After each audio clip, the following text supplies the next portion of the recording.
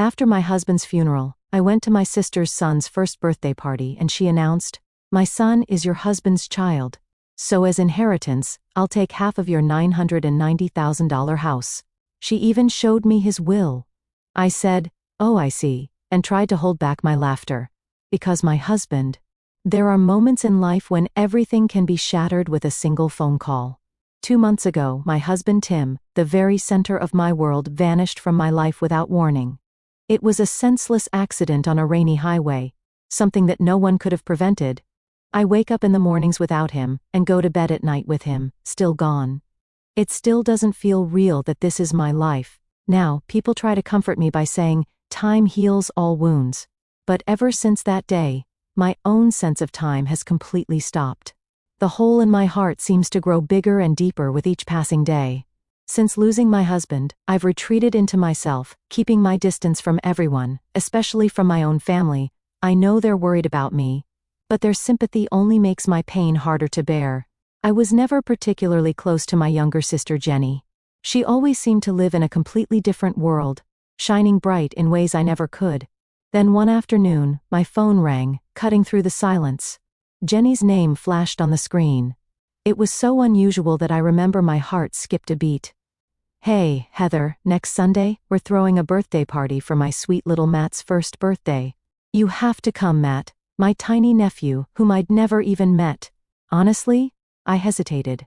Would it really be okay for someone like me weighed down with grief to show up at such a joyful event? But then a thought struck me.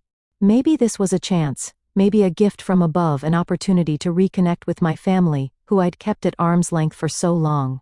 Maybe this was the first step to climbing out of the depths of sorrow. I went into town and searched for the perfect gift. I chose a sterling silver dinnerware set from a renowned jeweler, hoping it would bless my nephew's bright future. The weight of it in my hands seemed to give strength to my resolve. I pictured myself handing the gift to Jenny, laughing together, holding Matt in my arms. I could do this. Even if it's just a small step, I needed to move forward back. Then I had no idea that party wouldn't heal my wounds. Instead, it would become the beginning of a cruel trap, one that would strike even deeper and leave me more broken than ever. On the day of the party, I took a deep breath and rang Jenny's doorbell. The moment the door opened, I was hit by a wave of lively music, sweet perfume, and laughter that seemed to bounce off the walls. Inside the house looked like something out of a fairy tale, pastel-colored balloons and garlands everywhere.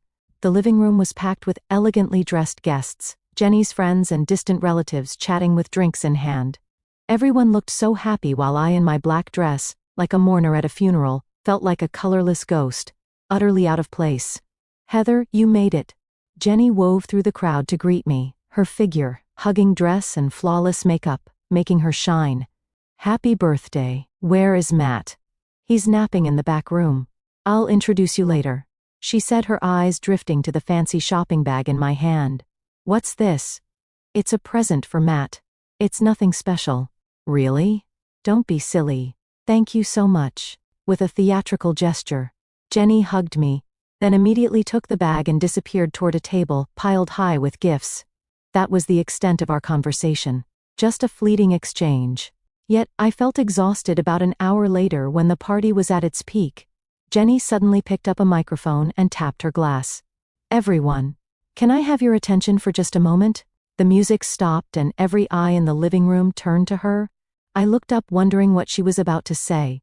"I'm truly happy to be able to celebrate my son Matt's first birthday with all of you today. Thank you so much." Warm applause filled the room. Jenny smiled, pausing for a fact.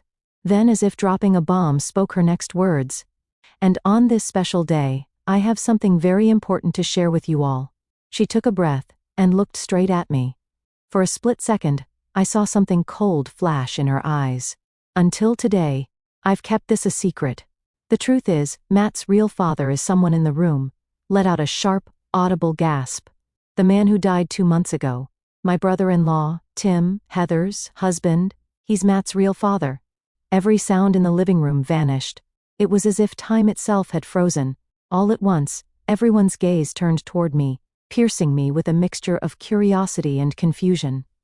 What is she saying? Tim, my mind went completely blank. I couldn't process any of it, but Jenny just kept talking, her voice turning cold and sharp, nothing like the sweet tone from earlier. As Tim's only child, Matt is rightfully entitled to his inheritance of the $250,000 he left behind. Half of that, and the house Heather currently lives in, should actually go to this child. I could feel the world twisting around me, reality warping in slow motion. Jenny's words seeped into my heart like poison, each syllable carrying more malice than the last. Was this some sick joke? Or was I still trapped in the nightmare of losing my husband, unable to wake up? Her words cut through the cheerful air of the party, like shards of glass all around. The guests whispered nervously, unsure how to react. Some looked sympathetic, but most were curious, their stares breaking my skin like needles. Somehow, I managed to move my unsteady legs forward, coming to stand in front of Jenny.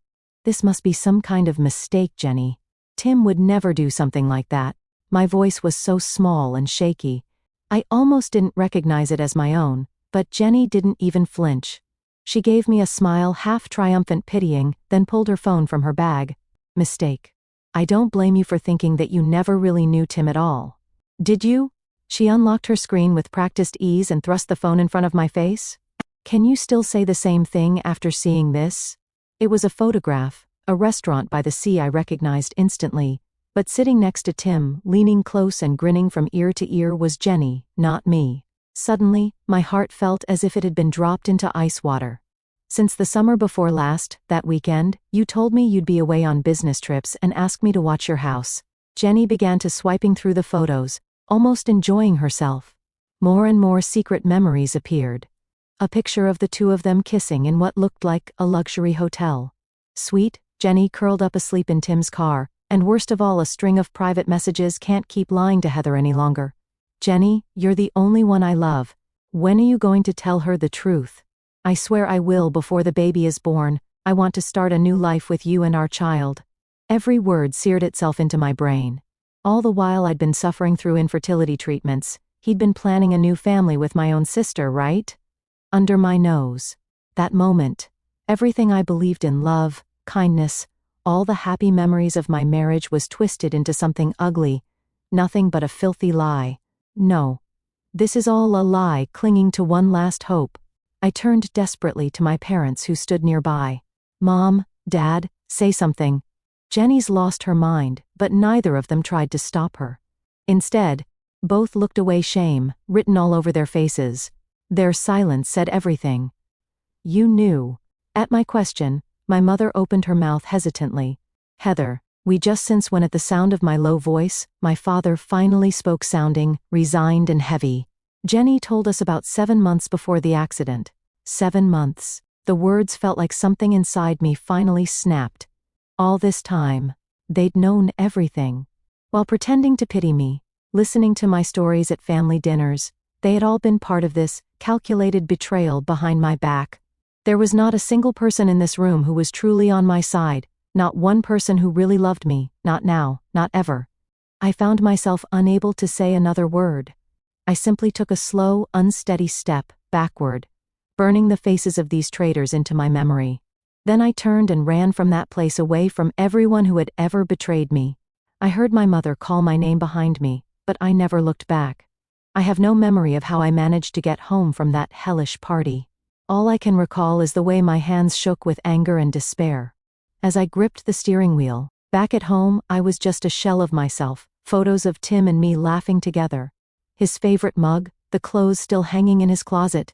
Every little relic of our happiness now felt like a cruel prop, mocking me in every corner of the house. I collapsed onto the sofa and stared at the ceiling for hours. No tears came. It felt as if grief itself had been blown away, so utterly overwhelmed by the shock of betrayal. Instead, I felt something cold and hard begin to take shape deep inside me. It was anger. A few days later, as I expected, I received a thick envelope from Jenny. It was from a lawyer, official legal documents formally demanding a division of Tennessee State. Inside, a meticulously listed inventory of Tim's assets, spelled out in cold legal terms, that Matt was entitled to half of everything. My phone rang endlessly with calls and messages from my family. My father pleading, Heather, please just let us explain. My mother trying to justify, don't make a scene, do it for the child. But their words meant nothing to me anymore. I blocked every single number in my heart. I'd already cut all ties with them. There was no way I was going to give in and let them have their way with what Tim left behind. This wasn't about money anymore. This was about my dignity. I opened my contacts and searched for the name of someone I'd been introduced by a college friend, a top attorney specializing in inheritance law. After a few rings, a calm male voice answered. "Kevin Smith, Law Offices? How can I help you?" With trembling lips, I began to speak. "My name is Heather. I'm about to be dragged into a legal battle over my husband's inheritance against my own sister." Kevin listened to my scattered story all the way to the end without interrupting once. And when I finished, he said firmly, "Heather, I know this must be incredibly hard, but you're not alone. I promise I will do everything in my power to protect you." The moment I heard those words, it was like a faint, warm light breaking through the ice around my heart. I will fight. Even if the whole world turns against me, I'll never give up on my own life. My counterattack had begun. But the first meeting with Kevin tested the limits of my resolve. Copies of all the evidence Jenny's side had gathered were spread out across the heavy conference table. To be perfectly honest, the situation does not look good. Kevin said evenly: photos, the message logs, and most of all the fact that your parents are backing Jenny's claim. With all this, there's a high chance the court will be sympathetic to Jenny and her son. I knew that already. But hearing it again from an expert made the truth hit even harder, weighing me down. Could I really win? Was this fight just a hopeless, desperate struggle? Doubt crept in like a black fog, slowly suffocating my confidence. That night, as I sat sunk deep into the sofa, staring at nothing, my phone buzzed softly. On the screen was when my mother-in-law. I told her about today's meeting. After the party, it was Wynne, not my own parents, who came running and wrapped me in her arms. Even when Tim was alive, she and I had been able to talk about anything as if we were real mother and daughter. But now I was almost afraid to feel her kindness, knowing I might disappoint her. After a few rings, I steel myself and picked up my voice, barely a whisper. "Hello, Heather. It's me. Are you okay? I was worried about how your meeting went today." Her warm, caring voice on the other end was just the same as always. And in that moment, everything I'd been holding back threatened to overflow. "I'm sorry, the situation, it's as bad as it gets. The lawyer says the evidence Jenny prepared is just too strong. Even my own parents are backing her lies. He says I barely have a chance of winning." I could hear Wayne gasp on the other end of the line as she listened to my trembling voice. After a few seconds of silence, she spoke with a quiet, steely determination. That was nothing like before. "Heather, listen to me. This isn't over. Absolutely not." The force in her words left me momentarily stunned. "The evidence, if it's evidence you need, we have it too. There's one undeniable truth that can overturn all of Jenny's lies from the ground up." She paused for a moment. "It's something I promised him. I would take to the grave to protect his honor. I have kept it to myself all these years, but this isn't the time to hesitate. Tim's real honor is in protecting the happiness you shared. Heather, can we meet tomorrow? There's something I have to give you. There's a truth I need to tell you in person." I could feel her seriousness even through the phone. All I could do was nod weakly. The next day, we agreed to meet at a quiet cafe in the center of town. I arrived first, nervously sipping coffee to soothe my dry throat, as I waited a few minutes later when walked in. She sat quietly across from me, her expression full of pain as she looked at me. "Thank you for coming. First, I need you to believe this. Tim never betrayed you." Those words hit me like a tidal wave. Gina called me crying after she found out what happened at the party. She was heartbroken about having to break a promise she made to Tim, but she said, "Attacked my brother's honor and Heather. Then, I have no choice." So she told me everything. Wynne slowly, carefully relayed what her daughter had shared about 6 months before the accident. Tim came to his sister Gina, desperate for advice. Told her that your sister Jenny had been pursuing him relentlessly. First, he tried to turn her down gently, but her behavior escalated. She even showed up at his work. "No, Tim loved you too much to ever want you to find out." He told Gina Heather is sensitive. I can't let her suffer because of family drama. So he asked her to keep it secret. All those photos and messages Jenny showed at the party, they were all malicious fabrications created by her alone when met my eyes directly. Then from her leather bag, she pulled out a slightly worn brown envelope and slid it across the table to me. With trembling hands, I opened the envelope. Inside were several medical records bearing the name of a local general hospital. The moment I read the technical medical terms, I was at a loss for words. Diagnosis as a sperma, male infertility, probability of natural conception is nearly 0. It felt like I'd been struck in the head when quietly explained. When he was a student, Tim was in a car accident, he survived. But afterwards, the doctor found an abnormality in one of his testicles. Further testing revealed he was infertile. The only people who ever knew were me and Gina, whom Tim told himself. Tears streamed down my cheeks, unstoppable. But they weren't tears of sorrow. They were tears of relief, because the love I believed and had never been tainted. My husband had never betrayed me even while suffering as a man. He kept that secret with his sister, fighting the burden alone, so he could protect me. A new feeling took hold in my heart, a quiet, unyielding resolve, harder and stronger than anger. This was no longer just a fight for my own dignity. Now I was fighting to protect the honor of the man I loved and the truth of our marriage together with his family. With this, I could completely overturn the flawless like Jenny had created. It was the one piece of absolute undeniable evidence. I gripped the medical records tightly. The air in the courtroom was cold and tense. In the gallery, relatives from the party and curious onlookers whispered, their eyes boring into me. All I could do was stare straight ahead, pitching Kevin's hand tightly at my side.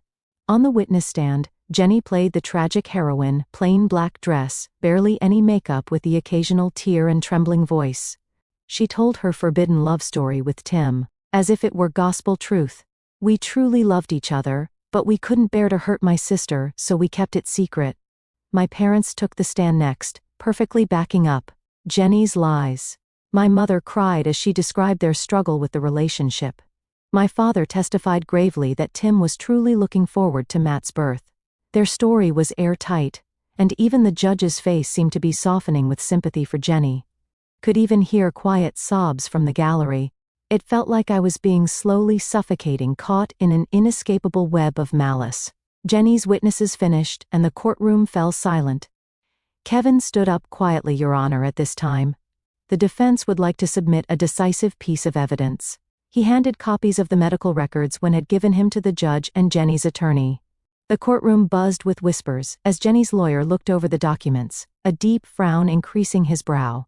What is this? These are the test results from when the late Tim was in a car accident as a student. As clearly stated, he was incapable of fathering children from that time onward. The entire courtroom fell dead, silent. For the first time, Jenny's once confident expression froze. That's a lie. It's fake. You're just trying to steal my son's inheritance with forged documents. Jenny shrieked. But Kevin remained calm. Is that? So then let's settle this with the most reliable method available.